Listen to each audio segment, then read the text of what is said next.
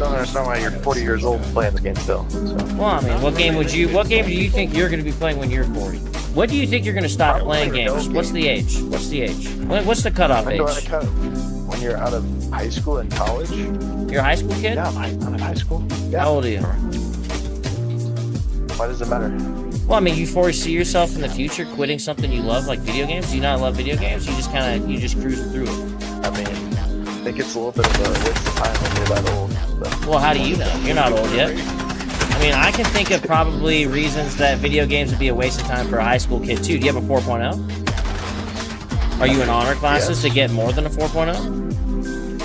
No, but... You know what I'm saying? There's more things you could be doing to improve your life than playing video games, too, right? Yeah, you study and not play games. Hey, just recreation, man. Having fun. Ain't nothing wrong with that. All right, then. All right. Hello, everybody, and welcome back to Honey Badger Arcade's Week in Culture. My name is Brian. I'm here with John, the problematic white guy. Hola. Hello. And we got a great show for you guys this week. And actually, I am encouraged because I'm finding more good news than bad, or at least like the bad news is sort of, for me, indifferent news because it doesn't really change anything, like doesn't really affect my life. But it is nice to see, there's actually some positivity in the gaming space and by extension, the culture. So I'm excited to share that with you guys. So if you could, right off the bat, I'm going to ask that you guys give this video a like and share it. And if you're able to, go watch it on Rumble, because we're trying to make Rumble happen. I've been trying to make Rumble happen since I started this channel and had an account. So, I think that it is the future. And I'd like to see, what's up, Mr. 0303, Rumble Energy. Let's go, Rumble Chan. I might have to bring Rumble Chan back, I think. I might have to bring her out of retirement and figure out a way to use her to market the channel. So most definitely. I mean, I'm a kind of a not necessarily a recent convert to Rumble, but certainly to the degree that I am after Toasty's demonetization that happened because of a Whisper Network by Alyssa Mercanti and her cohorts and ankle biters and orbiters. And we've been doing it over here primarily for the last, I think, about 2-3 weeks now, and I've found it to be far more fulfilling as an experience. You don't have to worry about, silly ass bullshit that the YouTube ghetto gives you, like copyright, stealing and all this kind of stuff.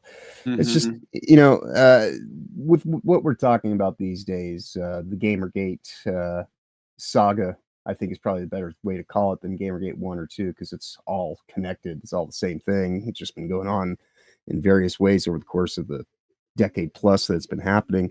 If you actually want to have the legitimate conversation about it, this is the place that's going to take place, especially in the coming year, I would imagine, and beyond, because YouTube, it's a homogenization zone, and if you're not one of their gilded creators that they want to platform, they're going to do everything they can to stifle you and undermine your abilities as a creator. They want everybody to be exactly the same and only speak the language they approve. And it's just, I'd much rather be free as a creator to express myself more freely, which you can do over here on Rumble, which is why I would highly suggest to anybody. There's a pinned link at the top if you're on the horizontal on YouTube, but for people that are watching on their phones, well, then we don't really have that for Rumble. So if you're watching on your phone from YouTube, by all means, continue watching there, please. Do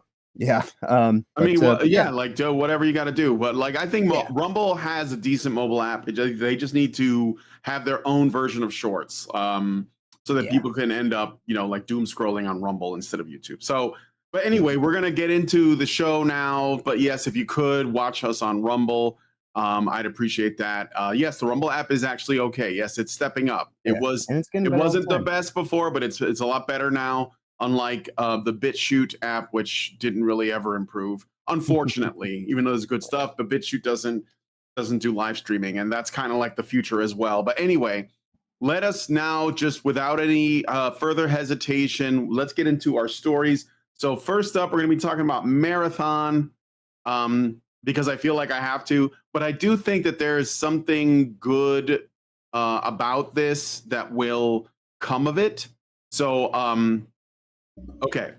So what is the deal with Marathon? So Marathon is like the latest outing from Bungie, and they put out, it was actually based on one of their very first games. It might have even been their first game, but I don't know for sure. And it was basically like, I think, I don't even know what kind of game it was. I know it was a first-person shooter of some stripe.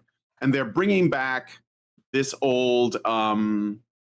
This old IP, and from what I am seeing, it seems to have been a disaster. So like nobody seems to be interested. So what's wrong with it? Okay. So the Bungie revealed the first full gameplay for Marathon, its upcoming sci-fi extraction shooter. Many gamers had one huge burning question: is it free to play? The answer is no. It is a premium purchase.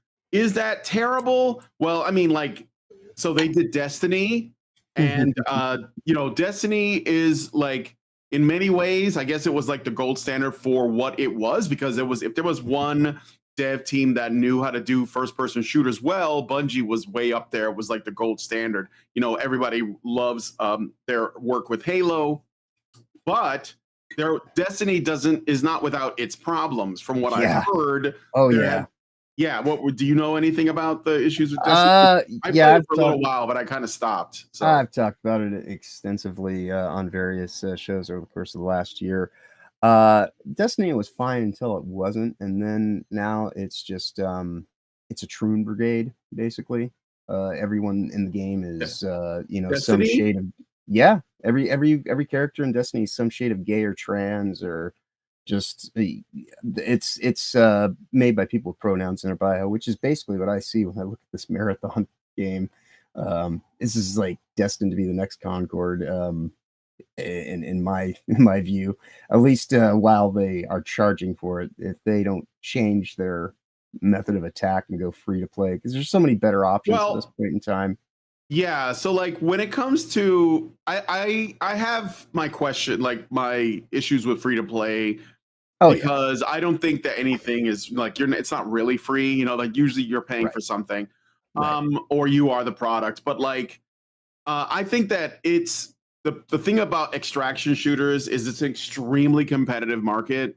Like it really, and there's only a few games that can survive. I think there's one called Tarkov or something like that, and then there's obviously Helldivers 2, which is still managing to stay afloat despite all of the problems that Sony caused for Arrowhead. But that they only did that because they worked really hard to appease the fan base, right? They tried to give them what they wanted despite those issues. So the word is, we don't know what the price is for Marathon, but it will not likely be like the full AAA standard price, which is like $60, $70. It's probably be closer to like 30 or 40, which is what Concord was, which was 40. I genuinely think that the Marathon will do better than Concord, even though it is also ugly. And I want to get into the aesthetics. But that's kind of what the purpose of this is. But the reason I don't think anything will ever fail quite as gloriously as Concord. I mean, 10 years in development to the last 10 days in the market, and then just completely be swept under the rug. And but the idea that this is what Sony's trying again, they've learned nothing in the last 6 months. It's hilarious. No. Well, see, this is what they're doing, I think. I think that they're counting on the brand, the Bungie name, to basically keep people interested. But I don't think it's going to work. I mean, like, Sony bought Bungie, right? Right. But like Destiny has had a very like troubled cycle, not just with the stuff you were talking about, but also with, essentially, if you want to buy Destiny 2 right now, it's like $250 for like everything. And that's if you get it as a bundle. It's even more if you buy these things separately, because the game's been out for so long. And the issue too is, this is the really big issue with like games that depend on a kind of player base to like be valid. If everyone in the player base moves on to play something different, then you have nothing. You can't play the game, and then they'll eventually take it off the servers because nobody's on. So at this point, Destiny 2, I think there's still people playing it. So I'm not like necessarily, trying to call it a disaster. It was obviously successful, and it compromised. It ran for a long time. But I don't think it has a lot. This is just the issue of playing online only or online all the time games. Mm-hmm. And Marathon doesn't have any offline single player modes. It's all online. It's got, I think it's like a mix of extraction, shooter, and PvP. So it's got a mix of PvP and PvE, which is also kind of bad because people either want to play PvP or they want to play PvE, usually. Marvel Rivals, for example, is PvP all the time, but something like Helldivers 2 is PvE because you're not fighting each other, you're fighting the bugs, the bots, or the squids. And with the games that do both, usually they kind of fall short in one or both areas. Like Space Marine 2, which I love, I never play the PvP. And I don't think anybody does. I think it's just sort of tacked on, and it's not like a really popular thing, right? Right. Well, what's that sound, that noise coming from you? What's it sound like? It was like a droning sound, like there was like a killer robot in your house or something. I don't like know. a humming. There's a train getting ready to go by. Oh, that might be what it was. It just sounds weird through the microphone. Anyway, so yeah, Space Marine 2 tried to do both of those things, and I don't know how popular PvP is. I don't think it is. I think the PvE is what most people play when they play Space Marine 2, because I think it does it very well. I'm going to get into some new stuff they released for Space Marine 2 that's free a little bit later in the show. So so Marathon it's up against some stiff competition that does it better. And on top of that, and this is the thing that's crazy about Marathon as well, they're going to say there's not going to be any proximity chat for Marathon because they want to create a safe space for players. No proximity chat. Okay. It's also got, I guess, like it's sort of got hero shooter elements. Right. And which some people don't like. I mean, I think it can work if the characters are interesting. I think Overwatch started off fine, and then they lost the plot when they made everybody queer. Mm-hmm. And I think people lost interest. I guess Apex Legends does well. Marvel Rivals is good, but you're working with 50-year-old IP characters that everyone knows. So it's like probably the best, way to sort of create something like that. But you also have to do a good job in terms of gameplay and whatnot too. You can't just rely on the name. That's what happened in multiverses. So it also caused that. But now we're going to get into how ugly this game is. Yeah. So this is where the real Concord comparisons come in. The Art4 in the chat says, good thing. Was it Marathon Apple? Yeah. Marathon Apple in the mid 90s, talk about niche market. Yeah, it was on Apple. It was Macintosh. It was probably the only one. So good luck for the member berries. Yeah, a lot of people don't even know what this game is. Yeah, they just know that it had existed at one point in time because it's been mentioned in passing over the years. But yeah, you're talking about a 30-year-old, brand that most people only have maybe secondhand knowledge of. Yeah. Yes, it is very strange that they decided to go back to that. I think it's very risky, honestly. So, okay. So anyway, let's get into the game's aesthetics. Maybe there should be some stuff on the main website, right? So, ready for your first look at Marathon from the creators of Halo and Destiny. So this is what they're depending on, is using this name. Yeah. So here's the aesthetic. All the characters look like this. They're kind of like androgynous, punky, cyborg people. Mm-hmm. And the transhumanism agenda. Yeah. So, okay. So can you do a story involving cyborgs without it feeling like it's, got a agenda behind it or whatever? Yeah, I think RoboCop was great. RoboCop was awesome. But it should be I think that the way that these guys, okay, so it comes down to the trust we have in the team, in the developer. How many times has Bungie burned people, you know, with Destiny 2 and the issues that it had? And how many times has Sony burned people with this stuff? I think people are sensitive to what they perceive as ideological BS when it comes from certain, you know, like sources, and it's not executed well. I think aesthetics matter. And I think that Marathon, I'm trying to find some images here. Maybe you know what? I have some stuff here. Hold on. I have been jokingly referring to Marathon as Metacone. Last few. Calling it what? Metacone. It's why? Maricon? Because it's pejorative. It's well, one of the guys, Furious Dan, you know, he and I are on a lot of things. He makes memes, and he's constantly he's putting Maricon on just about everything, right? And this was the one time where he went and made a meme, and he didn't use it, and I was like, Dan, golden opportunity was right in front of you. It was right there. You didn't take it, didn't even think about it, you know. But yeah, wow, that is quite the Troonish image. Yeah. Well, so according to the plot, the characters are like they've basically become like machines. So they've basically like had been cybernetically altered so much that they are no longer really human. So they're sort of like you know, the lore claims this, right? That they're sort of like androgynous on purpose. But they obviously usually androgynous just means looks more feminine, like that. Like, so they try to make it kind of feminine, but they also uglify it with these weird design choices.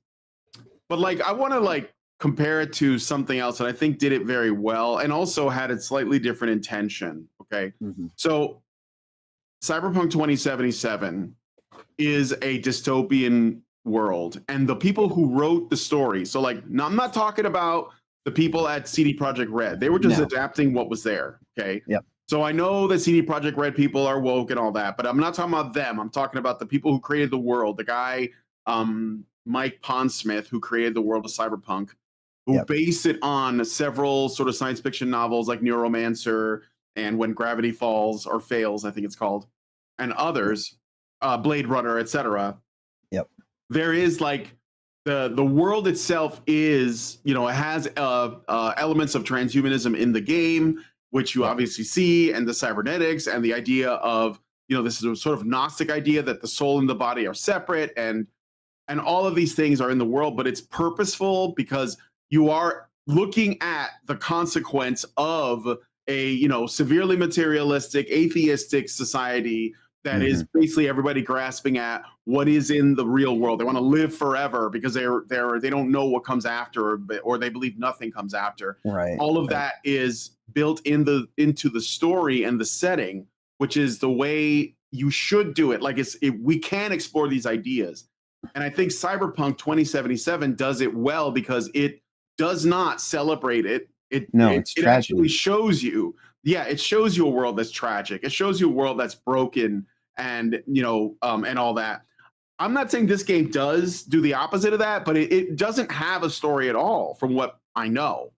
There's going to be very little lore. It's not like Destiny or Halo, where, you know, the gameplay serves the story. You know, that's the one thing that people love about games like Halo and Half-Life and BioShock and System Shock is that, you know, they're games that are first person, you know, action games, but the story is woven into the game, right? Even in some ways, very genius ways.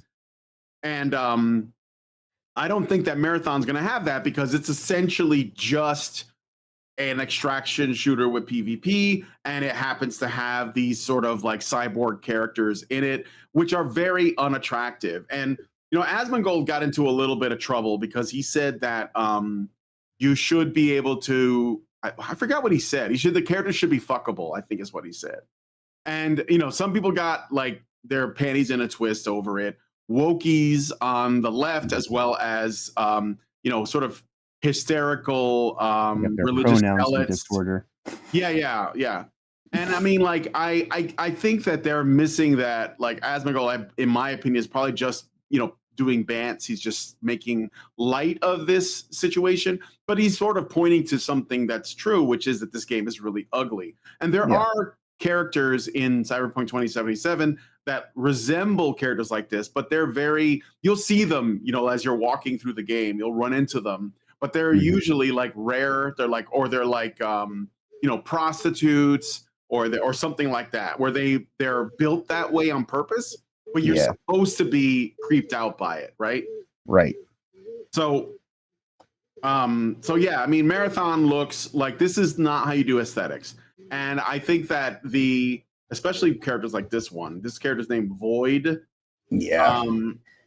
Yeah, so there are heroes in this as well, and I don't know where they're going with this, but it's it looks like it's gonna go the way of Concord, but I have feminist future. Yeah, right. I have a feeling that there's another image that it's going to do better, but it's not going to it's probably not going to turn a massive profit. It just won't be as terrible a disaster as Concord was. Yeah, and that's only really due to the fact that it doesn't have the money sank into it that Concord has had. I think they are. I think that Bungie might actually be pandering to the Reddit people or something. Yeah, that's what I suspect. This looks like a Reddit thread. Come to life. Yeah, for sure. The game will come pre-soaked in cat piss. Okay, so anyway, speaking of Reddit, I want to talk about something else. I want to talk about Lords of the Fallen 2.0 and how much of a 180 this game pulled and how amazing it was. So, okay, let me just get a good website to look at this. No, for some reason, nobody's really talking about this. All right, so this is games, PC Games, n.com. I'm not really sure who they are, but there's a game you guys might remember. It didn't really blow up, but like in 2014, there was a game released called Lords of the Fallen. It was basically one of the earliest Souls-likes. It was competing with whatever Souls game was out at the time. I think it was Dark Souls 3. And or maybe it was around then, but it did not do well. It basically just wasn't. It didn't have a really strong impact on the industry. People didn't really find it very impressive, and so the IP that game was just kind of a flop. It was mid basically, and that's not good in this competitive industry. And then later on, they tried to make a sequel to it. I think it was the Lords of the Fallen 2, and that one also failed because it was competing with games like Lies of P, which had done the Souls-likes justice. And I just want to say I hesitate to use the term Souls-like because it's kind of a narrow way to describe these games. They're basically just action RPGs, and they take from the success of the Souls series in order to work, but it's not like it's something that is unique to these games. Okay, they just borrow some of the component, but so that didn't work either. And then a different company bought the IP, and in 2023 they released a reboot of Lords of the Fallen. They were just determined to get this name out there. Okay, right. So. And in 2023, they released this game, and it was probably the best outing that they had done so far, but it still didn't quite succeed. So they had to figure out what the issue was. And this one, it was this reboot of Lords of the Fallen, originally a 2014 title by Deck 13, launched with ambitious goals, utilizing Unreal Engine 5 and featuring a dual realities premise with the umbral realm of the dead. However, it faced criticism for technical issues, clunky performance, and combat that did not resonate with all the players. Despite CI Games facing layoffs in 2024, Hexworks continued to support the game with regular updates. Version 2.0 was developed, which is what we're talking about today, to Mhm. address player feedback and polish the experience with a release on all platforms except for Steam, where a technical issue caused another delay. But they did end up releasing finally this 2.0. But what's really interesting about this though is that the lead developers over at Hexworks, they polled the players everywhere on X, Yep. on Steam, etc., and saying, like, asking new questions. What do you want in the game? What do you want in the game? And they even, one of them, for example, was, do you prefer body type A or B, or do you want male or female? And I think that Yep. like 86% of people voted male or female. And so they just Resoundingly. gave them, resoundingly, yes. And they gave them what they wanted. And so Lords of the Fallen 2.0 is essentially what happens when a developer asks the audience, asks the customers what they want, and then the customers tell them, and then they give it to them. Yep. And so it's a very reality-based way of actually going about doing business. Yes, rather than yes. some weird kind of consumer model that's just top down. You will take what we give you and deal with it. Yeah. So what were the developers' philosophy behind this? Hexworks aimed to distinguish Lords of the Fallen from other Souls-likes by focusing on its unique identity, particularly through the Umbral Realms risk-reward mechanics and a heavy metal-soaked dark fantasy aesthetic, which it absolutely has. It's like a dark metal like game, like like Elden Ring looks alien, like the Souls games. They have an alien-like appearance to them. This game looks like the cover of, like, you know, a Black Sabbath album or Man of War. Exactly. Yeah. They should got High Lung to do the music. Yeah. If you're familiar with them, they're awesome. They had a dedication to community feedback, prioritizing polish and accessibility while preserving the game's punishing difficulty. Features like improved tutorials and the Friends Pass indicate a philosophy of broadening the game's appeal without diluting its core challenge. The artistic ambition, the developers maintain a focus on delivering a visually and thematically rich experience, leveraging Unreal Engine 5 to create a distinct world. The updates, refinements, UI modernization, combat tweaks, etc., reflect a balance between artistic vision and practical gameplay enhancements. And they are, despite this, the setbacks such as the layoffs and, you know, tariffs, I guess, CI Games' ongoing support and plans for a 2026 sequel demonstrate a philosophy of perseverance and investment in the franchise's growth, aiming to build a lasting Souls-like legacy. And here's another thing. So they added this new feature to this game. Now, I never played these games before. I remember when the original Lords of the Fallen came out in 2014. I could tell what they were trying to do, but I didn't think they were going to execute it. And my you know, my thoughts were concerned. My suspicions were confirmed. And they even tried another game that had like a science fiction bent on it. And I played it for a little while, but I just lost interest. But this one, and it's not the same devs, they sold this to a different team, but this game, that one of the things that I thought was particularly interesting is this interesting co-op element to it. So let me see if I can find the, so it's got this thing called shared progression cross-play co-op. The update introduces a seamless co-op with shared progression across platforms, allowing players to team up without losing individual progress, a significant upgrade for multiplayer engagement. And with this, which is extra interesting, is a free Friends Pass, which is a new feature that lets players who own the game invite a friend who does not own it to play online co-op for free, broadening accessibility. So they're letting, so like I heard that and I saw the gameplay. Now, I don't know what you guys think about Unreal Engine 5. I know that everyone's using it, and so in a way, it gets a lot of criticism. I don't know anything about game engines, but I was bad-mouthing it just yesterday. Oh, yeah. From what I heard, though, this game does make very good use of it. Yeah. Some people say is some of the best use of the Unreal Engine, but that could be true. So one other thing that I thought was worth pointing out with this game as well is I want to show you guys something here. Unreal is decent in the sense that it's middleware that is pretty easy to pick up and kind of understand. But Mm-hmm. therein lies kind of its flaw, that it homogenizes games to a wide degree. And their metahuman system is based on an androgynous model set. So you have to import new meshes to make women look like women. I see. Well, they are doing that in this game. You know, so like on top of that, Lords of the Fallen is on sale for 67% off on Steam, on PlayStation, on Xbox, everywhere. It's on sale for very low. So you can get it for $20, under $20 now. And if you know somebody who has it, you can play it with them for free.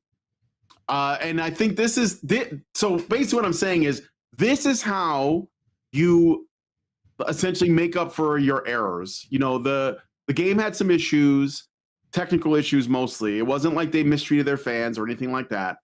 So what they did was they said, okay, guys, what do we need to do to address this? How do we fix this? And they listened to the fan base, gave them what they wanted, and then some. It was more than what they were asking for. And they made it free to play with yourself and a friend. I think that's a massive, massive undertaking. And this is good because the Elden Ring Night Reign is coming closer. And of course, everything from software in this particular arena always dominates. So it's okay that there's more competition, which I welcome. And I picked up the game. I bought it today. I was like, I'm going to buy this because I learned about all the stuff they did. And I said, I want to show support. The game looks fantastic. I haven't played it yet, but I'll follow up and let you guys know what I thought when I get a chance. And if anybody wants to play it with me for nothing, let me know in the comments. Maybe join the Discord server and shoot me a message in the Discord community, and we'll try it together, and you can give me your thoughts. I understand that when you hear... Take you up on that. Maybe we can talk about it together. After the show, yeah. If you... I heard that it's not as punishing as Souls games typically are. I don't find Souls games to be that hard. I think it's an overblown thing, but I hear this isn't even as hard as that. It's actually got more of cozy feel to it, but it does have some. That doesn't mean it doesn't have any challenges. But they just did a really good job of balancing that out, from what I heard. And like I said, from the gameplay I saw, it does look fantastic, and I love the dark fantasy aesthetic they got going on. So anyway, do you have any thoughts on this? Did you know about this Lords of the Fallen 2.0? I've known that they've been doing some actual work that wasn't just lip service, so it's certainly been on my radar as much as any games can be. This at this point, still trying to secure getting comfortable enough to just say I have money for groceries and extra things. So Did you know the lead dev that was doing all this? You know, he got a lot of crap from the gaming press. They were telling him that so like a bunch of the woke gaming press went after Lords of the Fallen, saying that this guy is like he's blaming DEI and like for the state of games, and he's like pandering to the chuds. Like, this is literally a thing that I saw, and he actually responded to them and said, your shit is not helping me sell games. Like, he basically pushed back against the game journos who are trying to like concern troll him into like bending the knee to them. And he says, no, I serve the players. The players want this. I'm going to give it to them. Male and female characters, dark fantasy aesthetic, unapologetic. One of the other things he asked in his poll was, do you think this game should have an easy mode? It's basically like he went down the line of basically every talking point that the games media and the activists, the hacktivists and the prostitutes bring up when they talk about other From Software games. Things like, oh, there should be an easy mode. Oh, there should be a journo mode. Oh, there should be body type A and B. You should be able to put penises on your women and vaginas on your men, or whatever. And I need those zipper tits. Yeah, he asked the gamers. He said, do you guys want this? And resoundingly, they were like, no, we don't want this. So it just exposes how unpopular these people's perspectives are. And he delivered on it. And when they attacked him, he said, no, fuck you guys. I'm going to give the customers what they want. So with that said, that's why I bought the game. And I don't normally like buy games just to be like look at me, I'm virtuously buying this game that I won't play. No, I'm going to play it, and I'm looking forward to playing it because it looks good. Like, he looks like not only did he give the players what they wanted, but he actually did a good job of, you know, making the product, or at least his team did, despite all of their setbacks. So this is all like, I think this is all just win-win-win. And I look forward to their sequel, because I think that something like this will only essentially serve the gaming space, period, like the whole industry, right? So like, From Software doesn't have competition in this environment. A lot of people make games like this, but most of them don't do well. But now there is competition. Games like Lies of P, which I hear is very good as well. I played the demo and I liked it quite a bit. And now Lords of the Fallen 2.0. So I would say, yeah, man, let's fucking go. And I want more of this in other places. But I do have some more things to say about the good stuff going on in gaming as well. But anyway, do you have any final thoughts before I move on to the next thing?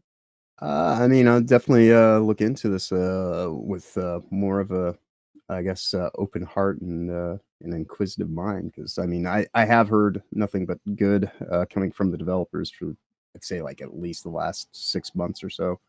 So, and I'm very much, you know, here I am proselytizing for Rumble, talking about how you actually want to, you know, be in parity with the people that you're actually doing business with, and not, you know, focusing on tangenticals like advertising and, you know, the press corps and all this kind of stuff. So certainly something that I'm far more interested in just off of this discussion today. So yeah, no, I'll definitely take a look at this.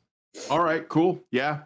So let us know what you guys think about this one in the description. What do you think about the developers actually siding with gamers and giving them what they want? I know that's a rare thing these days, but it does seem like it's going in the right direction, at least for some people. Marian Rabarik says, I wouldn't exactly call Elden Ring and the Dark Souls games as alien per se. Mystic or mythic would be apt. Well, Elden Ring has like elements of like Lovecraftian sort of like, you know, Lovecraftian elements to it, because there's like, Elder you know, gods. yeah, there's like elder gods and outer space shit. Dark Souls is more like a dark fantasy, but I would say that Elden Ring has elements of, you know, Lovecraftian stuff in it. Kind of like, in a way, Conan the Barbarian has that too, where, you know, there isn't a lot of magic, but when it does, it's sort of like very dark magic from like unknowable places, you know. Marian Rabarik says they nerfed the difficulty of Lies of P recently. Well, is that bad? That sounds bad. I'm not, that's too bad. All right. So anyway, let's move on to the next story. You'll find that like the theme today is going to be art.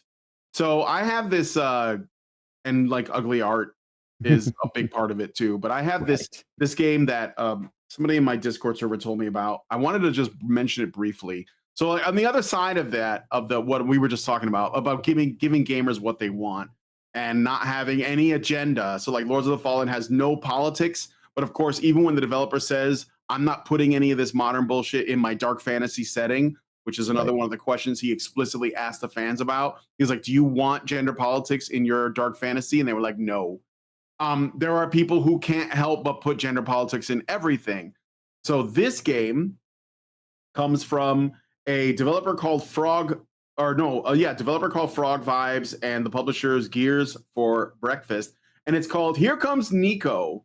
And I want you to notice, like, what's the color scheme of the game. Oh yeah, so there it is, right there, trans flag. Yep.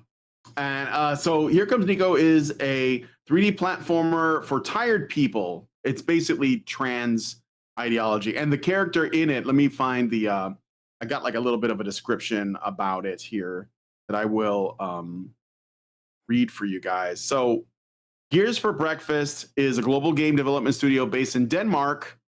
That explains a lot. Founded in 2015. They are best known for their work on A Hat in Time, a 3D platformer released in 2017, which gained acclaim for its charming art style and nostalgic gameplay reminiscent of classic N64 titles.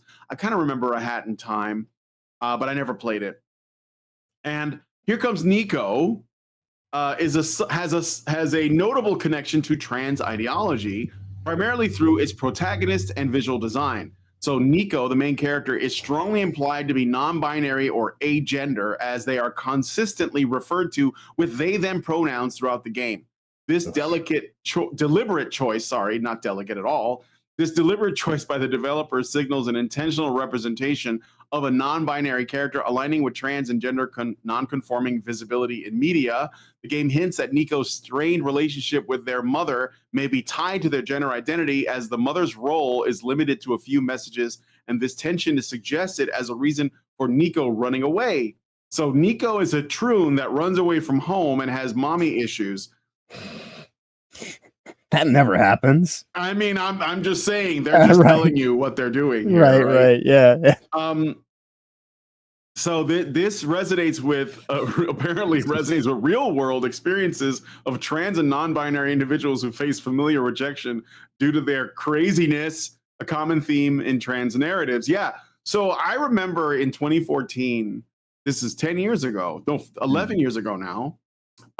There were a bunch, and I bet there still are, on itch.io. There were a bunch of like indie game developers making games about trans identity, queer identity, and all of that, right? Obviously, people who are terminally online, addicted to porn, troon porn specifically, and they just have problems at home, and they're seeking an escape through like identifying as something else, through this like idea that their body is a prison that's keeping them back. It's very like, well, it's heretical, like literally it's heresy, and they don't know how to cope with it. So they make these games, and really all of these things they're just about themselves. They claim that it's for other people, but it's just about themselves. It's just narcissism that they can't get out from underneath, right? It's cooking and seething with sprinkles on it. Yeah, but like sprinkles of shit, because they're not tasty. So the game's title and Nico's outfit and the color scheme is intentional. Obviously, we can see that. This is like another way again of like not even subtly signaling to people like this is a troon game.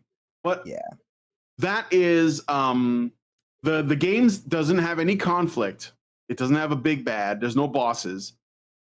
This ensures, according to the game's context, the game's lack of conflict or a big bad ensures that Nico's identity isn't framed as a source of struggle within the game world itself, unlike the implied tension with their mother. Instead, the focus on friendship and helping others creates a safe, affirming space, which can be interpreted as a metaphor for the kind of acceptance trans and non-binary individuals often seek. While the game doesn't explicitly... Yeah, way more gay. Way more gay. Well, the game doesn't explicitly discuss trans issues. Its design choices, pronouns, colors, and subtext make it quiet but meaningful piece of trans representation in gaming, reflecting a growing trend of indie games embracing queer themes during the early 2020s. So this is a theme that's been emerging for the past like 5 years. So this is Here Comes Nico. Bob the Darkest Fairy says, meanwhile, It Space Game Jam is making the Red Planet games. Yes, I'm going to be on the It Space today, later on in the afternoon. I think I'm going to be doing some co-hosting. So it's good to get some parallels here. Now, of course, games like this are going to get their funding because this is the correct like approach, right? So this is the correct ideas being pushed out. And of course, they're going to state-based propaganda, basically more. Absolutely. Absolutely. So, but let's just say, and look at the reviews, very positive, 92%. It's got 976 user reviews. But how many people are actually playing the game? Right. Let's take a look. 2. And it had a peak, 415 was the all-time peak. This is kind of an old game. It's not new. It came out in 2021. But it had a peak of 415 players. So it's not, I don't find it to be at all a threat to anything. I'd say that's probably the only reason that it has such a high percentage on calling it a positive game, because this is completely under the radar. This is made for its pillow biting audience, and you Yeah. know, yeah, sweet dreams. You know, Yeah, for sure. So yeah, so anyway, that was it for that. Let me know what you guys think about It's Nico or whatever the hell it's called. Here Comes Nico. Yikes. I just realized how that is phrased. And yeah, let us know what you guys think about that one in the comments. I'm cringing. So speaking of art again, and I think this is like important to look at briefly. So Alyssa Mercante, who has 788 subscribers already, has made yeah, go ahead. She's yet to get double digits in terms of people that actually watch her live streams that she immediately privates right thereafter, because you know she's a special one. I've told her to her face as much as one can through the internet that she needs to fix her fucking audio and understand that even if she comes into the space with her elitist attitude, way too much expectation and assumption that she's just gonna like own everybody and show us how it's done. She doesn't understand the nature of any of these things, and she's barely even clinging on to her, cover as being a journalist when all she really is just an activist with connections. So yeah, Yeah, no, for sure. Well, I'm not okay. So I'm mentioning this video, but I'm not really here to talk about Alyssa Mercante. Yeah, I want to make a different point. Ultimately, and I'm not saying this as an insult, but Alyssa Mercante is what we call in like people who understand what's going on in our culture. She is a useful idiot. Yeah. She is basically just carrying water for communists and doesn't even know it. She probably would, cape for commies whenever. I mean, she's almost as bad as David Jaffe, who should know better. But I mean, ultimately, I sent her a thank you after because like the deplatforming attempt that ultimately led to a demonetization of Toasty is why we're doing so well with her Rumble channel and everything that we do over there. I mean, she's constant rake stepper. I call her Sideshow Bob all the time because they have pretty much the same size forehead, and but I don't want to make this about her either because she is pretty much, as you said, she's just a useful idiot. So I've had conversations with people about they're like, oh, we just need to get rid of her, and it's like, no. This is a barometer for insanity, and so it's good to have that in a place that's contained. Yeah, she's not special though. Like this, No. what I mean is that this opinion, this perspective that she's sharing in this video in particular is very normal for this kind of person. So for like she's more of a product than a person. Yeah, but even like the normie lib would agree with the main point she's making. So she made a video here called "Why Are Chuds Coping and Seething Over South of Midnight?" South of Profitability. Yeah, right. More appropriate name for it. But anyway, in her video, she tries to make the argument that this game is not like generic first-person shooter, Call of Duty 9, like that is just there to tick boxes and make money and create a massive player base. This game is art. Now, this is her argument, okay? And I said, somebody else made a video talking about it. And I commented on the response video because I had to find this video. I couldn't find her channel, but I made a comment on that video and I said she is correct. And this is like she is correct. This game is art, but let me explain what I mean. I'm not making a defense of Alyssa Mercante or South of Midnight. Well, not all art is good art, but it can still be art nonetheless. I had a discussion way back during Gamergate about whether or not video games are art. And it was a big debate. We had a debate about it. It was like me and Allison and a friend of mine named Sour Grape. And I think Dr. Randomcam was there. And we were all talking about it. And they had different takes. Like, Allison she's more into the sort of like, postmodern art stuff. So she it almost made the kind of like everything can be art if you want it to be defense.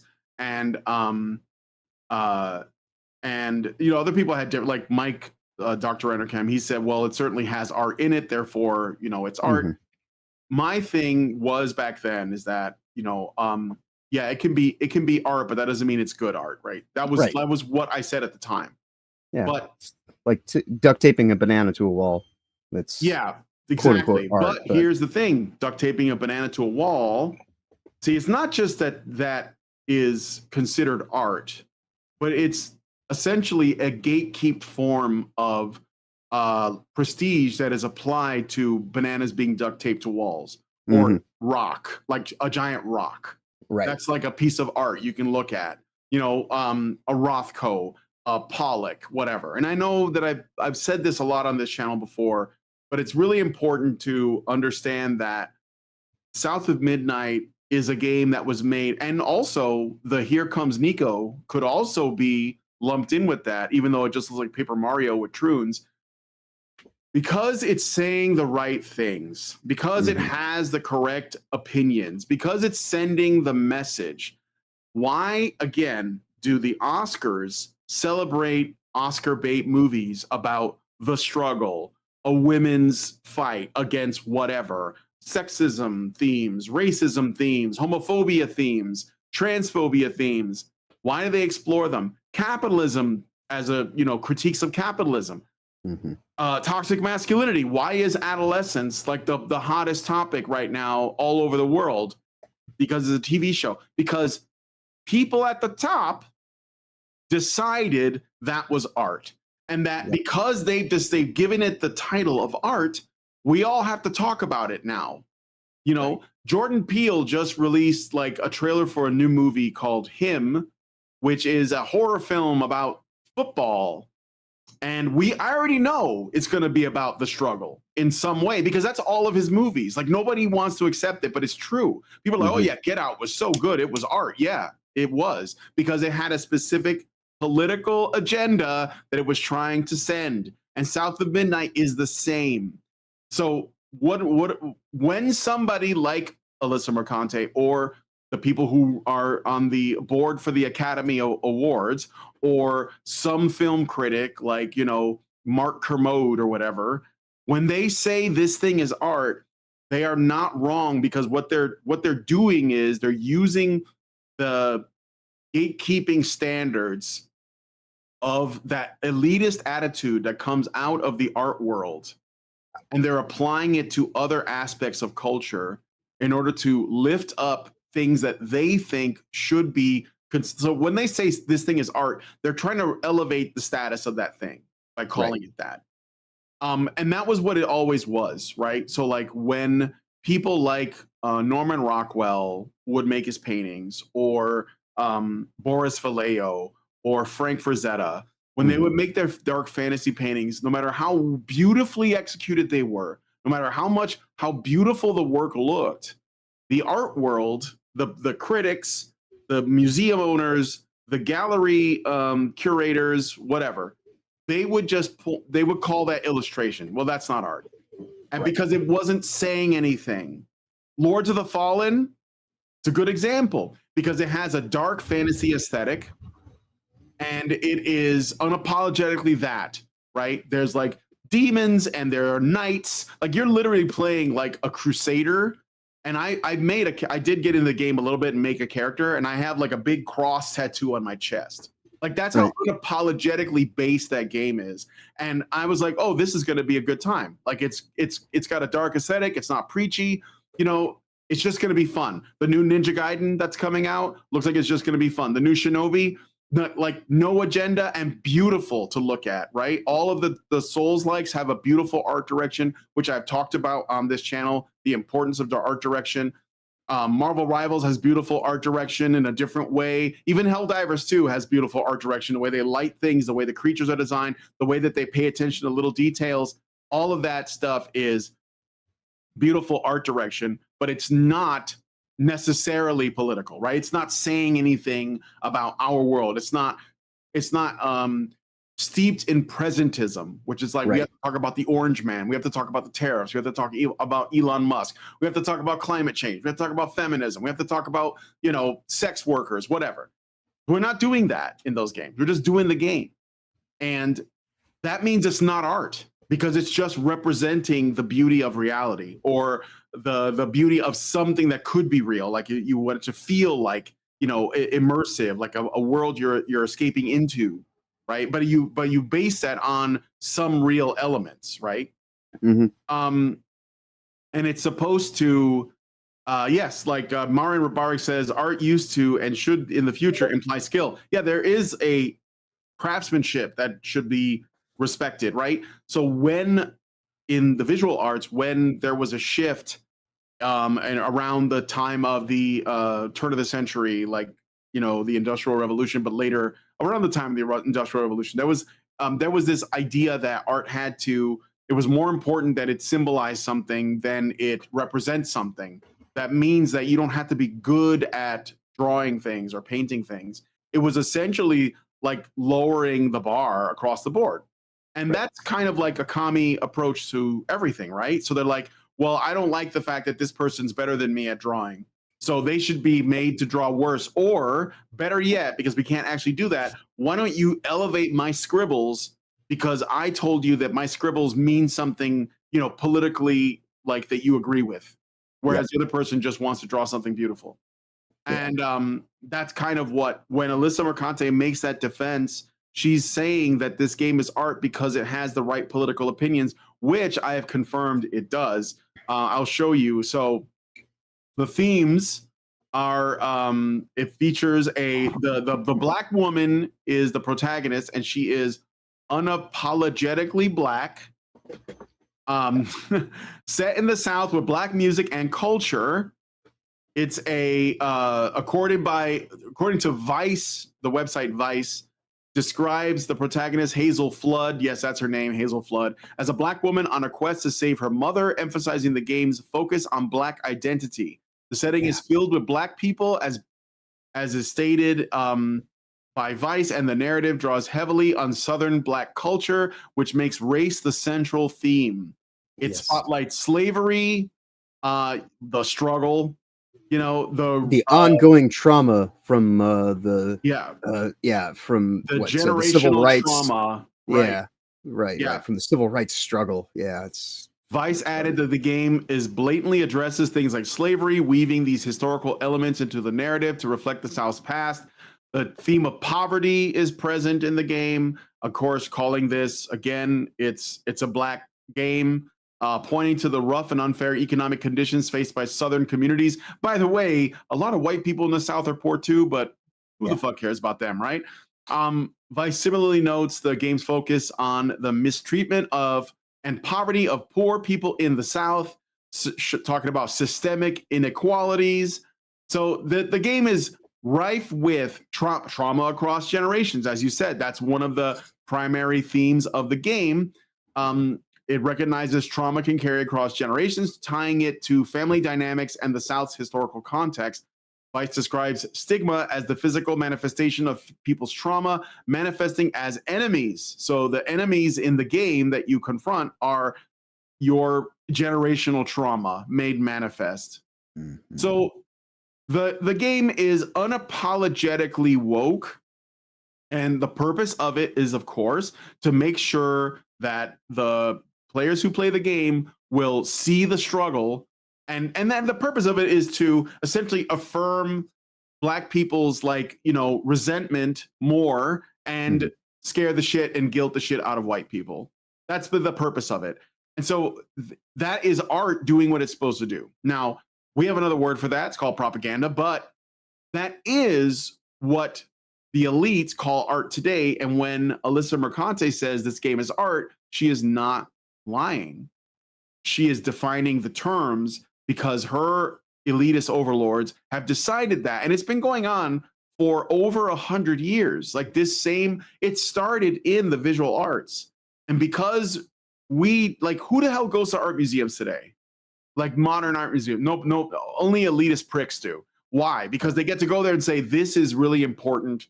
And it makes me a better person that I recognize that. It's just like people who watch Oscar-winning movies, regardless of how shit they are, because they want to feel better than other people. So, right. Anyway, That is a Mercante cam, yes. I was just, I didn't play the video. I might do a response video to this video like later on, but I wanted to like at least bring this up. It's art, propaganda art. Yeah, well, like everyone's trying to sell some ideas when they make something. I think so. Yes. I mean, even if the thing is, this thing is beautiful, that's still an idea, right? Like if I just paint like a landscape like Bob Ross, and you just look at this as nature is beautiful. That's what the message is. It's just that sometimes there are things that we all relate to because they have a universal appeal, and sometimes there are things that you have to like manipulate people into perceiving, which is what this stuff does. Yeah. But anyway, did you have anything else to add to that? I mean, as it applies to this game, it's already getting into its apathy stage. This is kind of an epilogue in terms of the conversations that I've been having about it. It showed up. It gave Alyssa and her ilk something to cling to for a few weeks, and now they'll be on to the next thing that they can prop up as a way to prop themselves up more so than anything. They need stuff like this to reinforce their quote unquote relevance, because like they're not actually operating under systems of merit that require talent, skill, and ability. They're, as I said, she's more of a product than she is a person. This game is more of a product than it is a project. Everything that I've seen about it is just laughable. When part of your art direction is making it look like you're having buffering issues and your game is experiencing slowdown, that's probably not a wise choice to make. But hey, you do you. But yeah, there's not really too much to say about it that hasn't already been said. Bob the Darkest Fairy says force critical consciousness behaviors. Yeah, that's the point though. Mm-hmm. And that's why I'm saying, like, she's not wrong. Like I think that we have to wrestle with the fact that art has been an elitist thing for a long time, and that we don't have to necessarily like make the case for the thing that we like is art. Like I don't know, is there like a game that you guys think you would call art, like Shadow of the Colossus? Or well, that's one that comes to mind right off the bat, is Shadow of the Colossus, maybe Journey, but I think that it's like, then you have to ask, why are we deciding that? Like, why is that the case? And I think that it really isn't the title of art is not really that much of a big deal, because I think that it's used to artificially uplift things. Yeah, when I was in art school, that was one of the big things they were trying to push through. Of course, that's where I also first heard the term narrative design, which was the precursor for all DEI integration into gaming. And it really seemed to stem from this idea of these ideological heads that were platformed into the positions to push narrative messaging over just actually teaching people the fundamentals of making fun games, and actually focusing on Twitch mechanics and just having a flow state. So it's kind of where we have arrived after 20 years of indoctrination. You start to see this stuff. It's like weeds in the garden. It'll always sprout up, but that's why you have to be ready and diligent to pluck them as they sprout. Otherwise, it'll just overrun everything. You won't actually be able to find the good things amongst all the weeds. Yeah, I mean, I think that once you start accepting the framework of there are games that are art and then there are games that are just games, that's how these people get their work, their shit in there, because now it's just like with the movies. I said last week that I saw this interview clip with Quentin Tarantino, where he was sort of ranting about how movies are that used to be for the working class. Yep. They used to be for working class people. It was like inexpensive to go to, and you would basically record a performance and then just replay it. It was basically like plays for cheap, right? and people would go watch them on the cheap, and that we did that for a long time. And now movies are, you know, they're just vehicles for the message, and they're everyone's trying to make art now in the movies. And this is the same with, you know, the same thing with books, the same thing with video games, television shows. I think the only place where that's not happening is music, because music has gone to shit so bad. But yeah, I mean, like they're using it to push this messaging, and if it's not pushing the message, and that's their message, then it isn't considered art, and that's what we have to reject instead of like making the defense. Because like if somebody said Katamari Damacy is an art museum, I love Katamari Damacy. I think it's a fun game. But I don't need to call it art to make it to like elevate its status. It's already good. It speaks for itself. Yeah, you know, I could make the case that Doom 2016 is art, or Doom Eternal. I can make the case that Space Marine 2 is art. Yeah. I don't have to, because like it's like, well, I just like the game. Yeah, it's pretty, you know. Yeah. And So, it's kind of falls into that category. If everything is art, then art is meaningless. You know, like why even be concerned about it? If everything is art just from the point of entry, then maybe actually focus on the actual qualities that it has to bear, and then the art is just kind of, you know, it's just vestigial at that point in time. That's it. Like Mr. 303 said, games are also a product. And that's what that's ultimately what it is. They're a product first. And so yeah, that's what I think. Well around the current world and hold no expectations. I don't get that. It's one of the few games in Museum of Modern Art. I guess because it has like that abstract look, but again, like it doesn't. That's what I'm saying though. They're elevating the game. Yeah. To I don't like, think Parappa the Rappa was concerned about being art when it came out. Yeah. And that's kind of the thing. It's like if you are focused on just making something that you want to make, you know, Schedule 1 right now. I call it GTA South Park, you know. Yeah. And that was made by the one guy. He's now looking, due to his success, to actually develop a team to support the future milestones and everything like that. But ultimately, you know, he wanted to make something that was fun and enjoyable, and the art, you know, only comes through in the sense that there's a verisimilitude, that everything has cohesion. But I don't think anybody's really focused on that aspect of it. You know, it's an element, but it's not the draw, you know.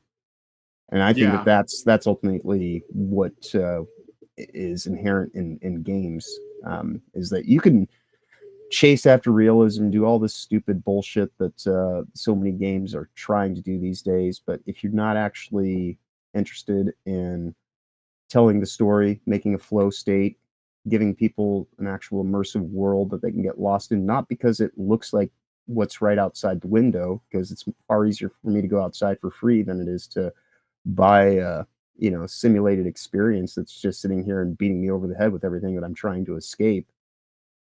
You know, it's just that there's a lot of time and circumstance just spent in the game industry currently in areas where it doesn't really need to be, and the focus on what should be there is the stuff that's like further down on the page of stuff that they're even worried about getting in there, and that's unfortunate, you know. Well, let us know what you guys think about this one in the comments, but I'd like to see your thoughts. But yeah, I mean, I think that Alyssa's basically saying what a lot of people believe, which is when you call something art, it elevates it artificially. Well, they don't know. They don't think it's artificial. They think that it's meaningful, but it's not helping the game's sales any. It's still failing. But but to them that doesn't matter. That's the thing, right? It's about they see it as what's important is not that it sells well, because selling well is capitalism. Capitalism is bad, but what matters is that it has an impact, and that's what matters, right? So, and of course, if like remember, I think last week we were talking about. I think I said this, that the Hugo Awards were going to they were nominating Dragon Age: The Veilguard or an award for best like narrative design in video games. See, if they do that, then Dragon Age: The Veilguard gets to put that on their marketing. Oh, this game won an award from the Hugos. The purpose of it is to sell more copies. So it's just like, they're just trying to like work around the fact that nobody wants to play their garbage. Right. And they'll use that. Yeah, and that is a common instance these days of if you have a game that is a game first, you don't need all the awards to sell it. It sells itself. And we've mentioned it before here at length that awards shows and all the things they're doing is just stealth marketing, generally in the effort to support the message and all this kind of ideological framework. So, yeah, I see something that's touting all of the awards that it's gotten. That's usually a sign to me that I just need to go and put my focus on something else. Right. Quite honest. And that's why the game journals went after the devs of Lords of the Fallen 2.0 because they were doing the opposite of that. They were looking to see what the customer wanted. They can give it to them. So, but let's move on to the next story. We're going to stay on the theme of film and story and art. And this is a little bit of an interesting one. So, American Psycho director baffled by film's Wall Street bro fandom. We saw it as a gay man's satire on masculinity. We saw it this way. But you guys aren't seeing it that way. Why is that? So I want to look at this really quick because I think it is kind of funny. So essentially, American Psycho, directed by Mary Herron and based on Bret Easton Ellis's novel from 1991. Stars Christian Bale as Patrick Bateman. Have you ever seen American Psycho before? Yeah, it's been a minute, but okay. I've seen that and Rules of Attraction, which is tangentially associated. Oh, really? Rules of Attraction? Yeah. I'd never seen that one. Oh, so you're saying it's related to it in a way, like narratively? Yeah. I believe one of the characters in Rules of Attraction is actually related to Patrick. Oh, that's funny. Yeah, but it's such a small kind of just it's there, but it's not anything that you would even notice, especially if you're watching the movie. But yeah. Oh, well, no, that's interesting. I didn't know that.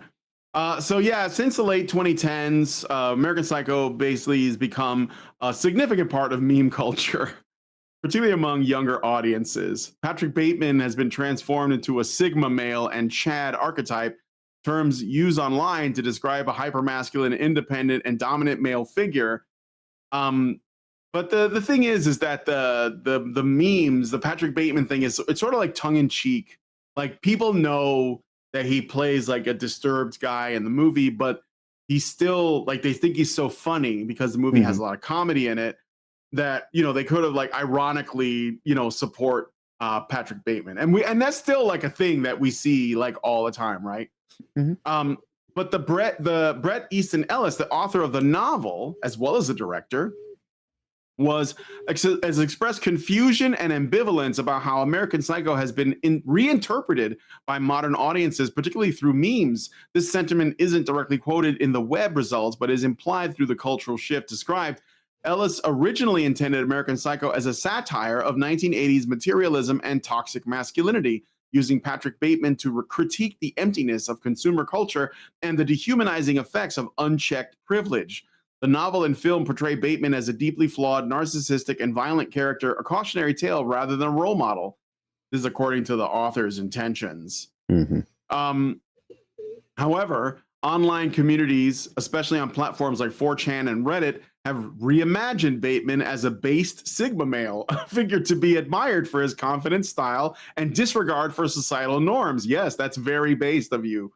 Memes like Dub's Guy, where Bateman's image is used to celebrate double-digit post numbers on 4chan, and fan art redraws further cement his status as an internet icon, often divorced from the film's satirical intent.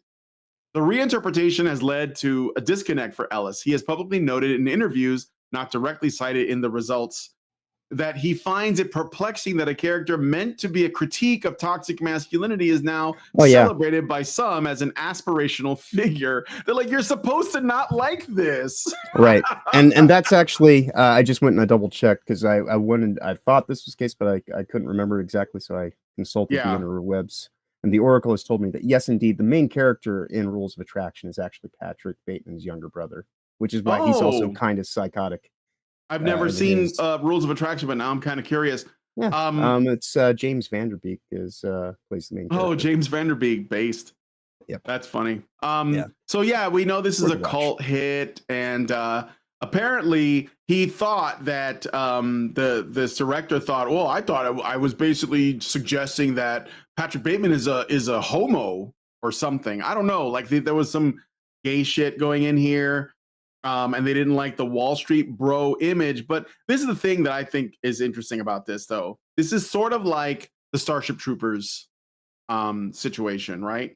Mm-hmm. Where, but it's a little bit deeper than this, because Starship Troopers, Paul Verhoeven was, for whatever reason, convinced that Heinlein's book was fascist because Heinlein was a fascist, even though Heinlein was a libertarian, which is like the opposite of fascism, but like lefties don't understand libertarianism anyway.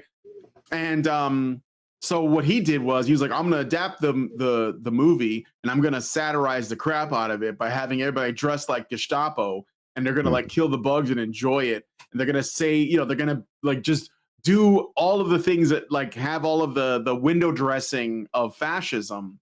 But I'm going to do the story straightforward, which is expose how dumb he was, because he didn't realize that what he presented was nothing fascist at all outside of the fashion sense, which is good fashion sense, by the way. I mean, you can say Hugo what you want Boss about the Nazis, but they knew how to dress. I mean, Hugo Boss, that's where he got his start, was, like making those officer uniforms. Yeah, exactly. So it didn't work out. Well, I mean, like a lot of people are still stupid enough to think that what Verhoeven interpreted is the truth. But for anyone with like some media literacy, they should be able to tell that isn't the case. With American Psycho, I think it's a little bit different.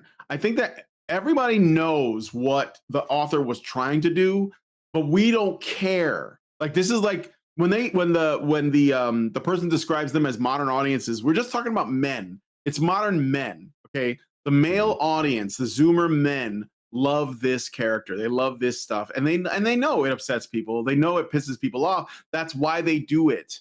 You know, like the meme of Patrick Bateman walking into the office wearing headphones and listening to music, and they play different things over it. Like sometimes it's like a Hitler speech, or it's like like the brigades. Yeah, like or whatever, people screaming, like the woman, what is it? She's the one that's like, no, like in after the one Trump won the election, like that, like just women screaming and crying, roundabout, right, like whatever, right? And but they know that this is a character you're not supposed to like. So what this is essentially a masculine rebellion against it. It's like people saying, well, you're not supposed to like this guy because he has all of these traits that, we think are negative. And of course, the film, and I like the movie, but the film does try to make associations like, if you're a man that, wants to stay in shape and cares about your appearance and how you dress and wants to make money, then you're also all of these bad things. You also want to kill prostitutes. You use women, and it's all like, it's obviously conflating masculine traits that are positive with generally negative traits that anyone can have and calling it all masculine. And no, like young men are not having it anymore. And so they're just sort of like memeing it. And the fact that this guy gets butthurt over it, I think is kind of hilarious. Let me see if there's anything else here. Presented by Vicino with the statistic that slightly more fans with she, her pronouns have picked American Psycho as one of their overall favorite movies than those with he, him pronouns. What would make a great meme is just taking the text from this article and having it play in the background of him in the hallway walking scene just with his headphones on. What song?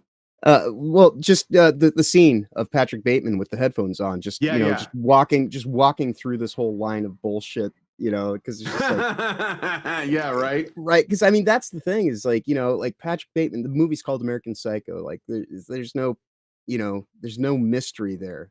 Clearly, what people are gravitating to is the quality of the character that Christian Bale is playing and what he brings to it. And it's escapism again, like nobody's trying to model their life after Patrick Bateman. It's just it's a way to watch a movie and be like, dude, that's fucking crazy shit. You should check this out sometime. And that's what these people fail to actually recognize is that you can actually just watch things and take something away from it that is inherently just about the experience that you had rather than the message they're trying to give you. And the same thing happened when I was in a crowded theater watching Starship Troopers, and it was one of the most fun movie going experiences I've ever had because it turned into how like all the kids with the chicken jockey and all that stupid shit that's happening with Minecraft, yeah, it was perhaps the most audience interactive movie experience I've ever had because everybody was just like having a great time. I've had a few of those. Yeah, I went. There was this place in Chicago called Bruin View, and it was like a little cheap theater where you can like drink beer and watch movies. Hence the name Bruin View.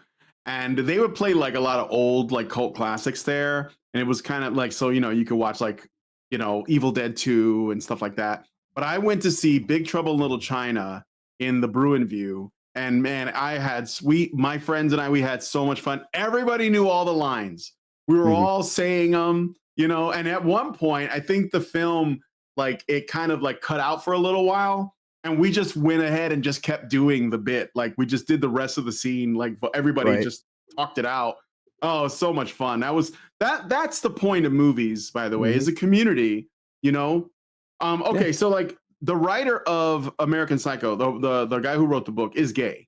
So he was trying to stick it to the man by like having Patrick Bateman engage in what he called a homoerotic rituals that he believes so-called alpha males participate in, which is also true in sports and Wall Street. This is his quote or what he said. And all these things where men are prizing their extreme competition and they're elevating their prowess kind of thing.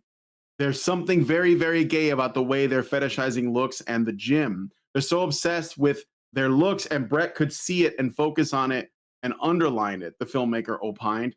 So this was the director. It was the thing that Valerie Solanas of I Shot Andy Warhol always said. There was a reversal of alpha male culture, which was more like culture of teenage girls. Yeah.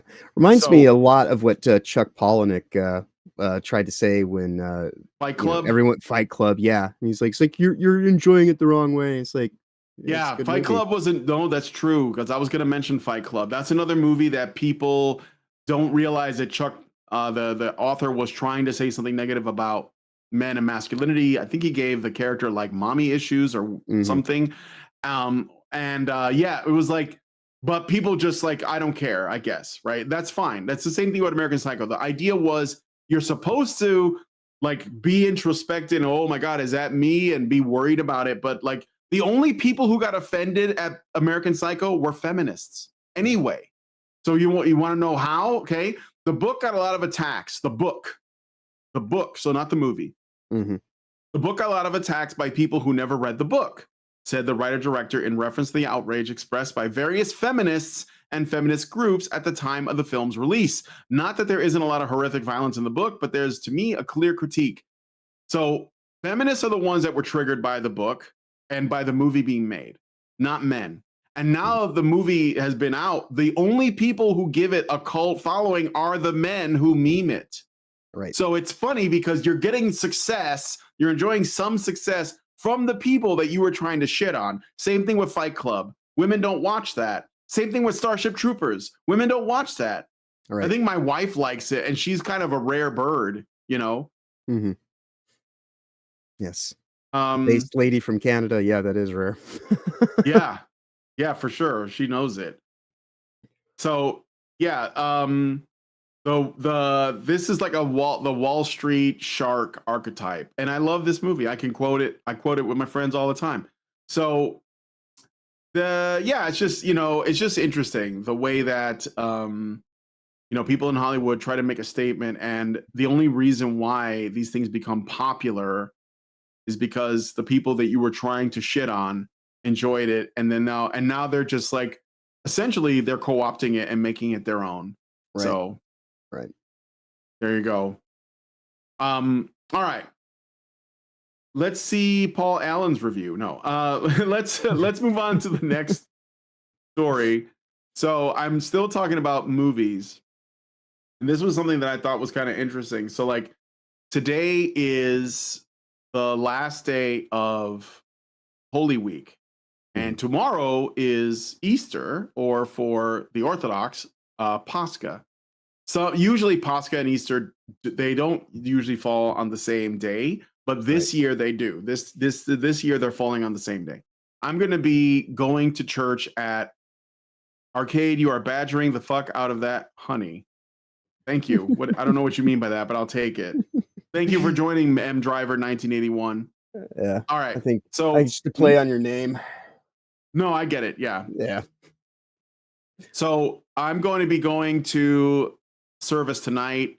It's going to be long. It's going to be like from 11:30 at night until probably like 3 or 4 in the morning. This is how the Pascha celebration goes.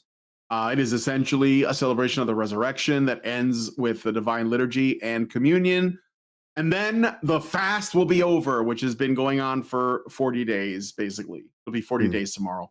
The fast is basically a vegan fast, so we can eat shellfish and stuff, which I've been doing a lot. But nonetheless, I'm very hungry. I'm ready to get back to red meat. And but the reason why I'm saying that is because Netflix is showing right now The Passion of the Christ, directed by Mel Gibson, right? Which was a very controversial film. And it still is a very controversial film, partly because Mel Gibson is controversial, but mostly because the film is controversial. Have you ever seen The Passion of the Christ? 2007. It's been a long time. Yeah. Yeah. Back when I worked at the video store, I'm sure that I watched it all the way. I vaguely recall having it be one of those things, because I used to get movies all the time, so I would watch like 10 or 15 movies a week back in those days, our school days, all that kind of stuff. So yeah. But thankfully, like, I already knew the story, so it's you know how the story goes. Yeah. I have an idea of I kind of out of spoilers for The Passion of the Christ. Jesus gets crucified and dies. But okay, so what am I showing on the screen here? So this is the thing that I learned today, and this is like, I'm going to use this to make the argument for keeping your physical media. So I own Passion of the Christ on DVD, and I haven't watched it since I bought it, because I think I saw it once when I bought it and once in the theater. Because I usually watch a DVD one time when I buy it, just to make sure that there's no scratches and it works just fine. But I haven't watched it since. Yeah. But what I'm gonna do is there's something that happened with the Netflix version of this film. I heard about this. You know about this? Yep. So when you first boot the movie up, when you start the movie, this is the first shot right here. Is basically just a black screen with this passage from the New Testament. Isaiah 53, he was wounded for our transgressions, crushed for our iniquities. By his wounds we are healed. And this is supposed to set the tone for the entire film, which is mostly just Jim Caviezel getting the crap beat out of him by Romans and Jews. Mm-hmm. And it's brutal. It's brutal. So Isaiah's Old Testament. Yeah, sorry. I didn't mean to say that. So in the Netflix version of this screen is missing. It's not there. It's been replaced. It's just removed. There's just a black screen instead of this quote from Isaiah. So the Netflix version of The Passion of the Christ omits the opening scripture quote from Isaiah 53:5, which is pivotal verse in the original theatrical release. It's a pivotal verse. The verse reads, I already read this. He was wounded for our transgressions. He was bruised for our iniquities. The punishment that brought us peace was on him, and by his wounds we are healed. In the original 2004, so it came out 2004. I was off by a few years. This verse appears at the start to set the tone and theological context, emphasizing the prophetic significance of Jesus' suffering. On Netflix, however, the film begins with 13 seconds of black screen instead of displaying the scripture, as noted by viewers. Why did they do this? Oh, they wouldn't want to. Why do you think? Like, I've seen them change things in the past. Like, I believe that Disney Plus, I think it was Disney Plus, they digitally, or it might have been Netflix, they digitally altered Daryl Hannah, in Splash. It was Disney Plus, yeah. Yeah, it was Disney Plus.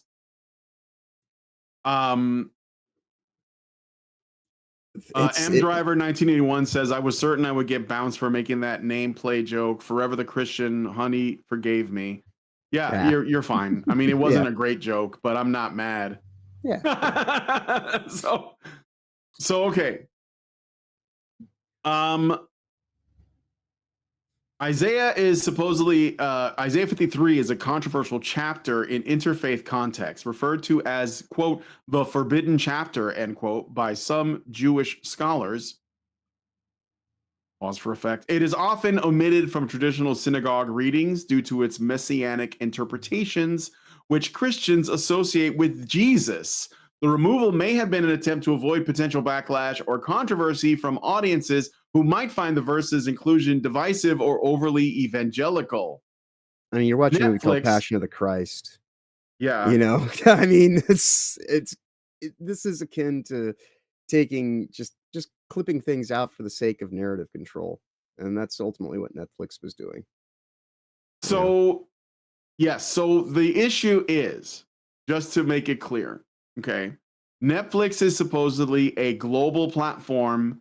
Therefore, it had to navigate complex cultural and religious sensitivities to appeal to a diverse subscriber base. Removing the verse could reflect an effort to make the film less overtly Christian in its framing, potentially reducing the risk of alienating non-Christian viewers or sparking debate over the verse's interpretation. Okay, like, let's be real for a second. Philip Christ, it's Jesus.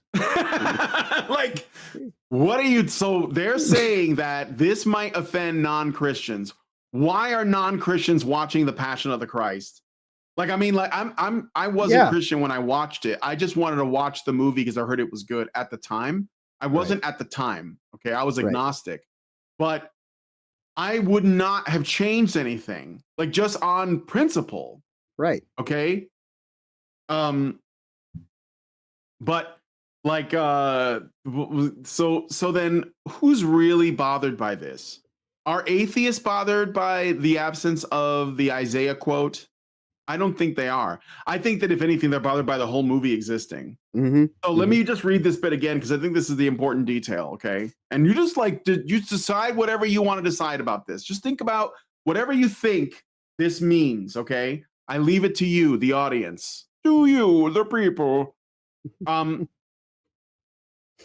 Isaiah 53 is a controversial chapter in interfaith context, referred to as the forbidden chapter. The forbidden chapter by some Jewish scholars. It is often omitted from traditional synagogue readings due to its messianic interpretations, which Christians associate with Jesus. So Christians believe Jesus is the Messiah, and some people don't. And that's the problem. The problem, and so now, of course, you shouldn't have a Netflix account there's a lot of reasons not to have a Netflix account. Right. So I'm not using this as like, this is the last straw. Like, I haven't had Netflix in years, in decades. No. Yeah. But this is very interesting. It's very telling. And it is, what I'm going to say is that you need to own physical media, because digital media is going to be altered to suit the sensibilities of some that will.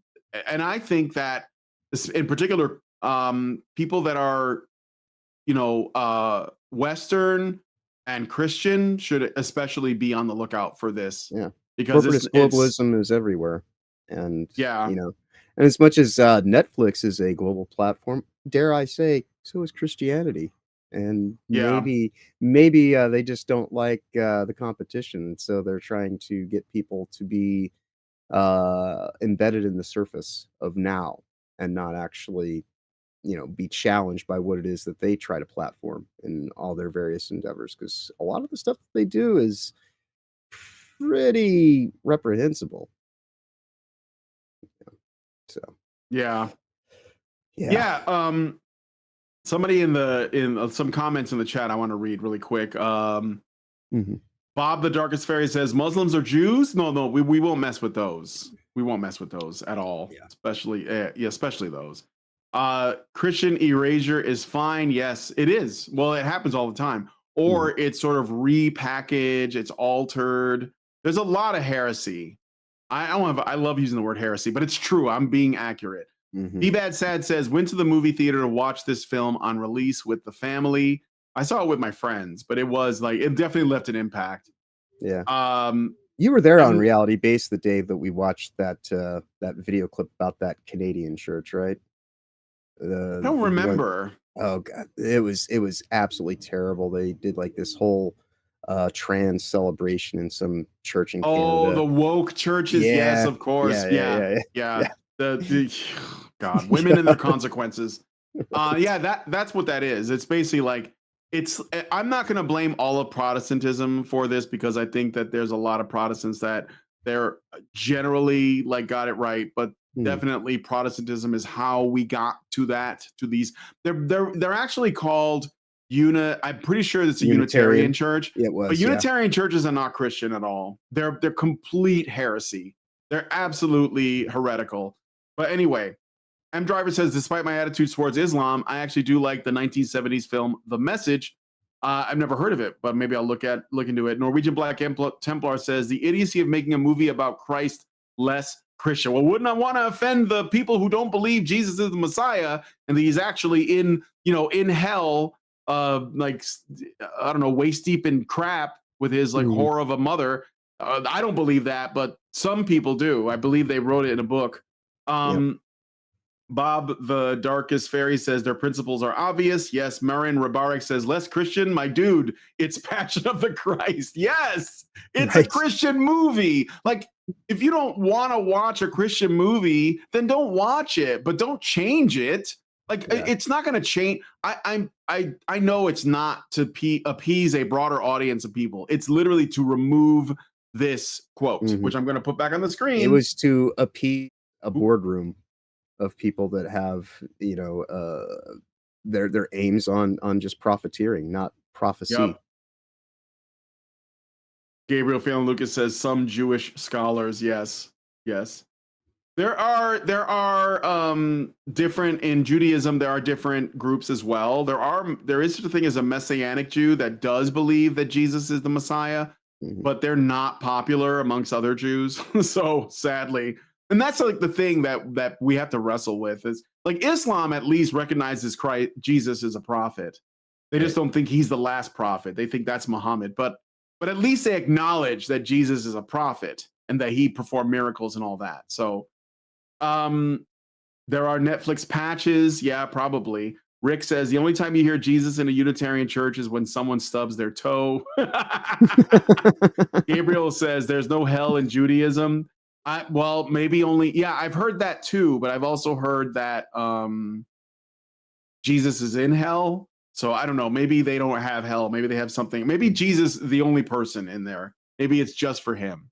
All right. But anyway, that aside, I mean, it's really messed up that this is where we're at. And I have noticed though, I've noticed that there's more sort of religious content out there that's doing pretty well. Like, I haven't seen any of this stuff because I don't really get out much, but there's a movie, it's an animated movie called King of Kings, which is about it's about Jesus, but it's told Oscar Isaacs. Oscar Wilde, I think. Or no, Oscar Isaac's the guy who was Oscar Isaac plays Jesus. Yeah, I know who he is, but it's a writer. He's telling his son about Jesus, not Oscar Wilde. But anyway, yeah, so that stuff is successful. There is more of that coming around. So I don't know. I feel like it's coming to something. Charles Dickens, thank you, Rick. It was Charles Dickens. Yes, Charles Dickens talking to his son, and I would check it out because I've seen that Angel Studios, and I hope that other people who don't make necessarily religious content are doing this too, because Hollywood is just like, it's completely like a shit show. Okay, there is almost nothing coming out there anybody's interested in. You know, Fantastic Four is cooked. I knew it was going to be anyways. There's nothing coming out. Maybe like the new Mission Impossible. I think that's basically it. So we need new independent studios, but I think more and more of that is happening. And Angel Studios is doing really well. They got like people that worked at Pixar and DreamWorks working on their movies for animation. So, you know, they probably have some good stuff. I just hope that it's like, you know, I hope that they broaden their net in terms of different kinds of content. Yeah. So, anyway, so once again, he was wounded for our transgressions, crushed for our iniquities. By his wounds we are healed. And I'm just saying that one more time before we move on to the next story, because I think it's really messed up. And fortunately, I own a copy of this. So let me hold on a second. I'm looking something up. All right. So I think now we can get into some cake. We're basically like getting to the end here. So I wanted to show you guys what are some games that I'm playing and that I've really enjoyed, and what is going on with the games that I like as well. So I already talked a little bit about Lords of the Fallen 2.0, which I will definitely show you guys or talk a little bit about more about that later. So somebody in the chat asked, what do Messianic Jews believe? Messianic Jews hold a unique set of beliefs that combine elements of Judaism and Christianity as detailed in the provided web search results. I asked Grok to tell me so I can like summarize it for you guys. So they believe in Jesus. Messianic Jews believe that Jesus, referred to by his Hebrew name Yahshua, is the promised Messiah of the Jewish people and the Savior of humanity. They accept him as divine, often aligning with Christian theology by viewing him as God the Son, part of the Trinity, the Father, the Son, and the Holy Spirit. However, some Messianic Jews reject the Trinitarian doctrine and see Jesus as a human Messiah and prophet, interpreting Son of God in a metaphorical sense, akin to Jewish tradition where all Jews are considered children of God. So they have a slightly different perspective, but they're generally like, they don't hate Jesus. They're not big fans of the Talmud. Let's just put it that way. So that I thought that there, so there is difference. There's Reformed Jews, there's Orthodox Jews, there's standard traditional Jews, there's Messianic Jews, there's lots of different kinds. There's atheist Jews, revolutionary Jews. So yeah, the Messianic Jews are cool. Yeah. So anyway, money changers. Sorry. The what? I said money changers. The money lenders. Yes. Oh, that's funny. Somebody made a Jesus Christ build in Elden Ring, and they gave him a whip. right. Yeah, like it was pretty funny. It worked out. Okay, but anyway, okay, yeah. So let's look at some cake. So first, we're gonna look at a new update for Warhammer 40K Space Marine 2. So they're still adding free content to this game, which I think is great. Mm-hmm. So let's check a look at this. Extermination. May the Emperor damn this monstrosity.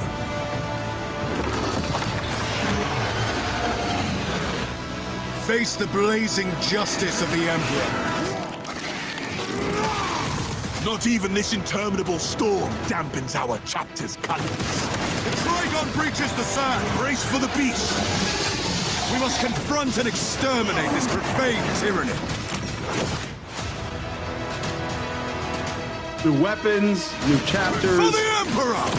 a new mission. Nice.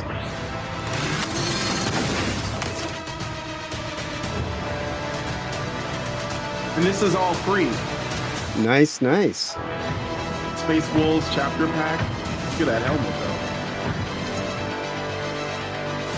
No aid comes for you. Only a swift death.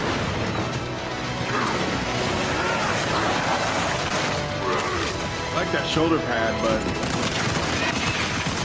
I think I like the salamanders though. Imperial fists. Obliterate Pretty dope every looking last guy, too. odious scourge. The Trigon could be anywhere. Clever beast aims to pounce upon us. Get your battle hammers ready, dude. Yeah. That's awesome. Looks good. Looks good. My boys, fisting time. Oh, you're an Imperial Fist fan, eh?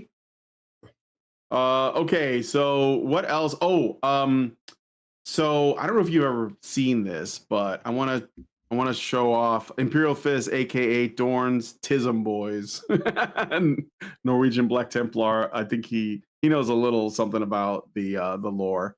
Right. Okay, so I wanted to show off this game I've been playing. And it is, I'm gonna see if I can find like a short gameplay trailer or something. There's a lot of people playing this right now. So game trailer, there we go. Game trailer. Where is it? Yeah. So I think I may have shown this like I vaguely recall the crying emoji. I don't know if I did actually, but this game is called Repo, and I've been playing it with my wife. Is obsessed with this game, absolutely obsessed. She loves it, and it's hard to get her into stuff, but this is a lot of fun. I've streamed it a couple of times on my channel, and I played it with my wife and Gabriel, who's in the chat. And I think you can get it for pretty cheap right now. I'll look it up in a bit, but it's getting another update pretty soon. So let me show you guys.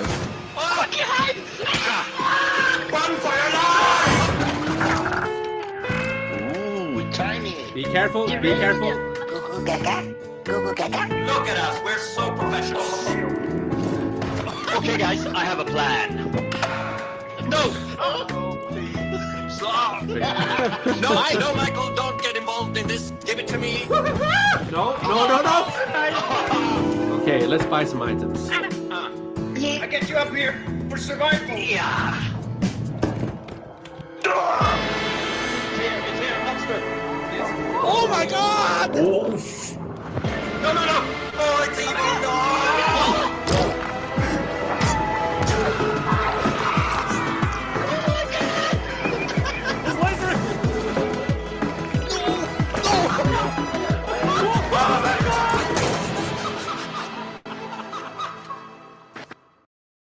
So, What Repo does it is speak to? What's the message? yeah, I don't know what's it trying to say about Right. about society. What is it saying? No, the so the game is basically you can play up with up to 6 players, but the thing when you play up to 6 players, it's kind of like a horror game in a way. But you go into a abandoned facility and you have to find valuable things for the taxman, put them in a cart and extract them out. And all the stuff, it's physics based, so a lot of the stuff is kind of breakable. In a way, it's very similar to Content Warning, but Yeah. the That's goals what I are a was little bit different. Although Content Warning is a lot of fun too. That was blast. Yeah, big blast. We'll have to do it again sometime. But like, yeah, it's art. Thank you, Robert Johnson. This is art. I agree. I think that's art. No, but the thing about this that I really like though, and I think Content Warning has this too, is it's got this you have to be mic'd up. It's very social, and you because you talk to the other people, and it has like, what do you call it, where if someone is like far away, you can hear them Proximity. more. Yeah, it's got proximity audio, I guess. So the closer they, and then like the audio changes. Like if you're in a large empty room, then you have an echo, and Yeah, it's a co-op physics comedy horror game inspired by Lethal Company. That's probably a good way to put it. And I think, let me just see here. I want to see how much it is right now because I don't even know. But I would highly recommend it. And I want to get in a group with, because you can play up to 6 players together. And if I can get into a group with 6, that'd be freaking awesome and a lot of fun. So let me see. Where is Repo? I think somebody's playing it right now. Oh, yeah. I don't know who that is. If I go to the store page for this, it is, yeah, it's like $10. $10, guys. Totally fun. Totally worth it. I've got to say. And they update it. You know, they're going to be doing an update where they're going to be adding like another map and a bunch of new items and like expressions. The characters, you know, that you play, they're robots and they look like Muppets. It's very funny. And the game is a lot of fun, pretty challenging too. So Repo looks much more fun than Content Warning. Yeah, it's well, I have to play more Content Warning, but it's a different thing. I would say it's different. They're very similar though. They're very similar in terms of like the feel, you know, and then the comedy. But yeah, that was one I wanted to show off. You want to look at some sales numbers, or do you have like another game that you want to check out? Let's look at some sales numbers. Okay. So Steam charts. Let's go. All right. So let's share this tab instead. And we'll just put it on the screen there. All right. So Dragon is the Veilguard. One, I just put the first thing in. We'll just enter them as we go. 1,787. Despite being given away, you know, despite everything, that's not good for this game. But it did win awards. It's nominated for a Hugo, so I guess it's art, and that just changes everything. Yep. South of Midnight. Let's take a look. 669 players. Oof. Yeah, that's on its way out. Of course, people will say, "Well, it's a single player game, and we're done." But no, I don't think so. I think that it reached the audience. It's just the audience is not very big, or we're all uncultured swine that don't realize this is art, and that's why we're not enjoying it. We're not worthy. We're not worthy of this. Yeah, clearly. What else? Let's do you have a suggestion for a game I should look at? I guess we can look at Lords of the Fallen.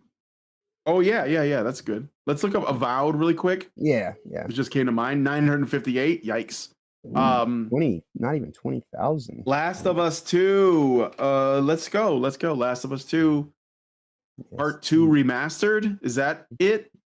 Is Dude, that what the most? The hell is that? There's been 10 versions of this game. I know. It's like the only thing Naughty Dog knows how to do is like constantly remaster shit now. Right. 16,000 is that's not good for that. They're just milking the crap out of this IP, and it's been dead since like the first one came out. Like I don't know, like the first one was good, but that was the end. Like that was the end. Yeah.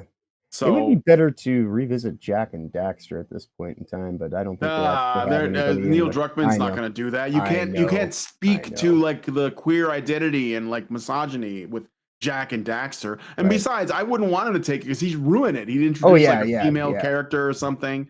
You know, no, don't do it. Don't touch it. Okay, you said Lords of the Fallen. Yeah. Let's take a look. Lords of the Fallen. I have to. Is this the right one? 2023. Yeah, this is it right here. Yep. So it's seeing. Okay, look at that. Oh, look at that. So it's on the way up. So it was like kind of low, and now the new patch came out, and it's like it's starting to go up. It literally, I think it just came out like the other day. Yeah. It's very new. So I mean, it's going through a that's peak good right now because I mean it's all time player high is the current amount of people that are playing it right now, so it's ascending. This is great. Yeah, this is what you want to see. Yeah, that's great. I'm glad. This looks really promising. So very cool. Very cool. Schedule 1. Schedule 1. 184,289. Very good. Most gamers like marathon aesthetics. We'll see when the game comes out. I mean, if you say so, we'll see. Don't put that evil on us, John. Dean Domino. I think The Last of Us 2 did a remaster that recently came out on Steam. I already read that. Team Fortress 2, you have camp spawning with those figures. Marin Rabarik says, I wouldn't trust modern Naughty Dog with the Jack and Daxter. No, no. I mean, when I say that, it's not because I actually want them to. I'm just saying that they would be better to, actually. They would ruin it. Oh, yeah.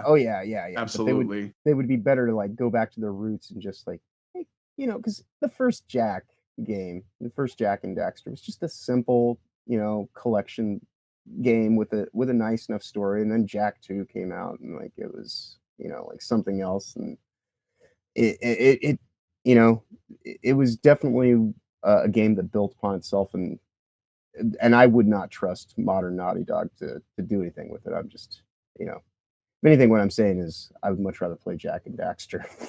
Yeah. All right, Marvel Rivals, 163,138, so still blowing up everywhere, especially since the White Queen was launched, and she is thick as hell, so everybody's playing this game. And they announced that Marvel, because their sales are so bad, they're bringing back their swimsuit edition. Do you guys remember the Marvel comic swimsuit issues? Yeah, they're bringing back a swimsuit issue, and they're going to take some of the skins from that and put them in Marvel Rivals. So get ready to goon. Indeed. Hey, at least NetEase knows where their bread is buttered. I mean, you can't fault them for that. Right. So all right. What else? I do have another trailer I could show off really quick. So there's a game called Mandragora that just came out. You might like this. It's some people are calling it like a Souls-like, but I think it's got. Well, I'll show you the gameplay. Okay.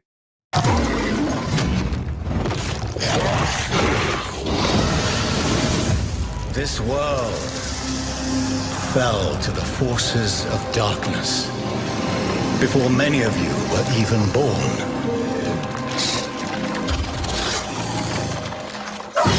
It's an indie title, right? To me, it looks kind of like I get Castlevania vibes from it in a way, but.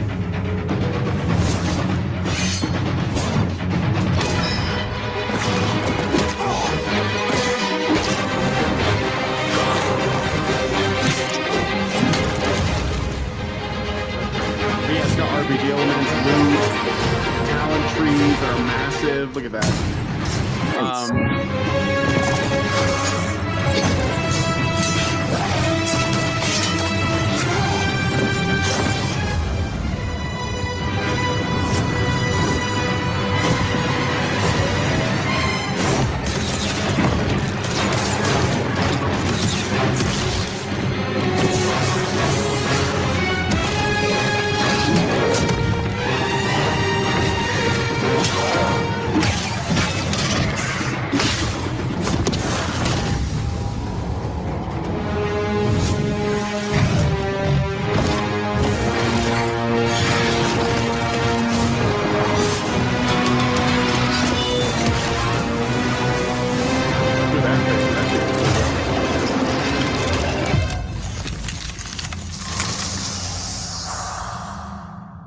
Looks pretty awesome. And not only on PlayStation, it's on Steam and everything else. So I just grabbed the PlayStation trailer for it. And there's a demo on Steam if you want to check it out. So you can download the demo. I know it was explicitly like advertised as a Souls-like, but I think that's just like a way to gain interest because it has like the dark fantasy aesthetic, but it's more like Metroidvania. There's like those 2D Souls-likes like Blasphemous and the other game I'm thinking of, I think it was like Dead Cells or something like that. That was like an older one. I mean, maybe it feels like that. It definitely, has some of that, but I don't know. I get more of a like you said, a Metroidvania feel. Like there's like everything is on a 2D plane and there's exploration. It looks good. Looks like a Metroidvania. Yeah, in a way. I mean, it's got leveling and quests and stuff like that. So I'm not really sure. I would say check out the demo. It's free. You can just download it and see for yourself. Okay, so there's a new Ninja Gaiden. So let me put that in. Or like a new what's it called? Ragebound? Is that the name of it? Let me see. It's like the 2D one. Kumori reveal trailer. So they're adding another character or something. I'm not really sure. Maybe more gameplay elements. Yeah, it's another playable character, I guess. This game is made by the same team that did Blasphemous. So they're really good with the 2D pixel art.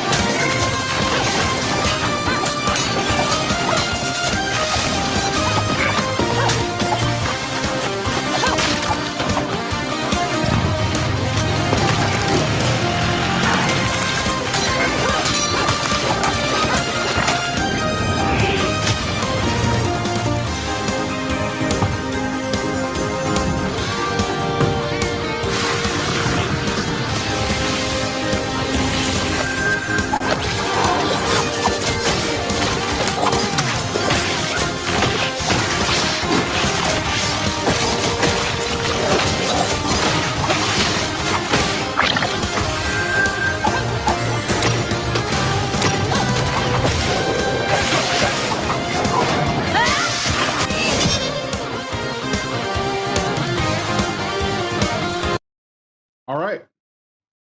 So that is essentially like a reveal for another character. Dean Domino sends me, says, I've got some Granvir and Eyes of the Sky for $1.99. Thank you. All right, we'll watch those really quick and then I'm going to wrap it up because it's like past the time. But Granvir.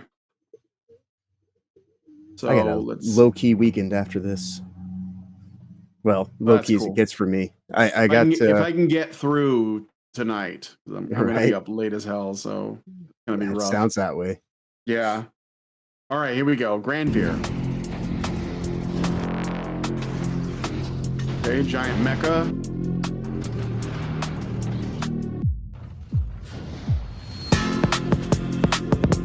Build your Granvir. Customizable mecha.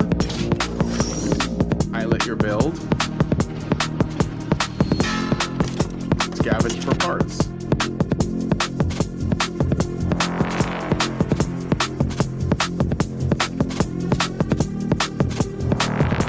All right. Nice.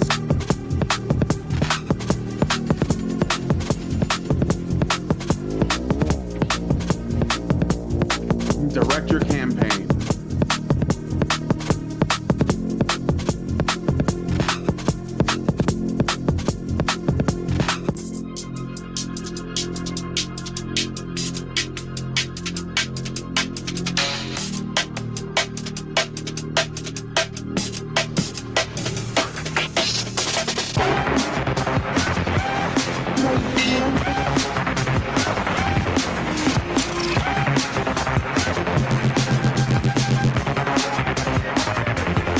There you go. It's on Steam.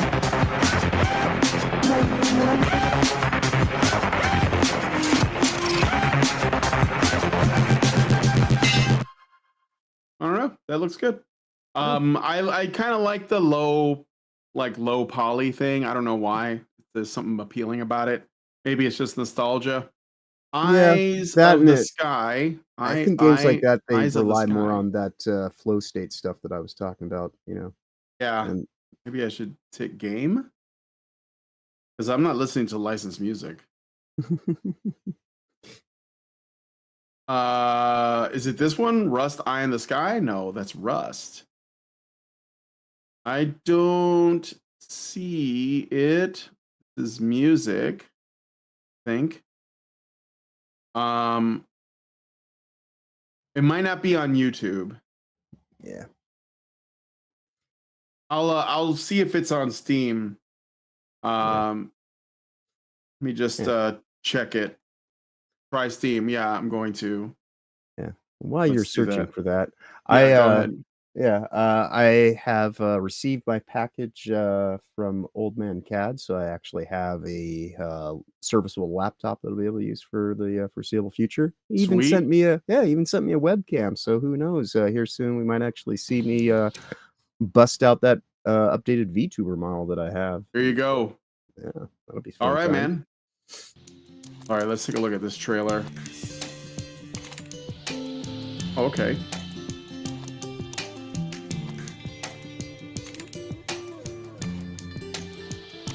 It's an asymmetrical local co-op escape room where a VR player and a computer player solve puzzles from different perspectives. The goal is to share information from each other's perspective and overcome the obstacles on a journey to the center of a post-apocalyptic robot planet. Interesting.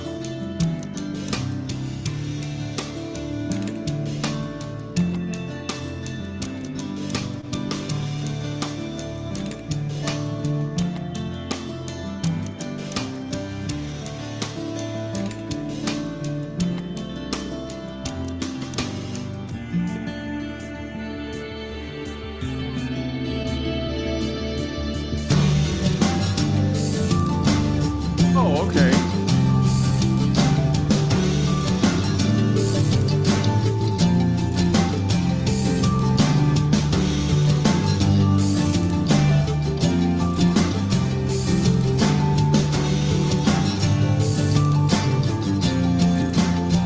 Well, since this game is just playing music, I'm gonna wrap it up while this is playing because I got to take off. So Yeah, no worries. No worries. all right. Well, thanks guys for coming on the show. This looks pretty interesting too. I think that social games are kind of the future. I think that like with games like Repo and Content Warning and others, but I think that the next step is going to be like integrating like social, like I don't know about social media, but like a new kind of social media into gaming itself. I think that's going to be the future. I think that that's like what people are going to have the most fun with, and I look forward to seeing where the genre goes. But yeah, definitely like Repo was a very small team. I think it's like 2 people and they blew the fuck up. Schedule 1 is also social, blew up 1 guy. That's what people want. So I hope would, that yeah, go ahead. I was gonna say I'd certainly argue there's far more success in taking that approach of social dynamics than there is with, you know, these VR trappings that are, you know, about isolating you more often than not. So Yeah, for sure. All right. Well, anyway, I'm gonna wrap it up there.